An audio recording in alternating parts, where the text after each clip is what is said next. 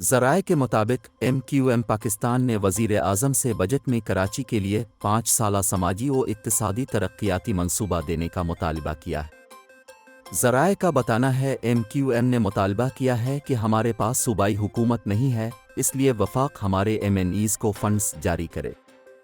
اور اس حوالے سے MQM نے کراچی، حیدرآباد اور میرپور خاص کے لیے وفاق سے 38 ارب روپے کے فنڈز مانگ لیے ہیں۔ ذرائع کا کہنا ہے کہ متحدہ قومی موومنٹ نے کراچی کے لیے پانی کے منصوبے کے فور اور سیوریج کے منصوبے S3 کو اسی سال مکمل کرنے اور کامیاب جوان یوتھ پروگرام کے ذریعے نوجوانوں کو بلا سود قرضے دینے کا مطالبہ بھی کیا ہے۔ ذرائع کا کہنا ہے MQM نے وفاقی حکومت سے بجٹ میں گرین لائن پروجیکٹ کی توسیع، بلیو لائن اور کراچی سرکولر ریلوے پروجیکٹ کے لیے بھی فنڈز رکھنے کا مطالبہ کیا ہے،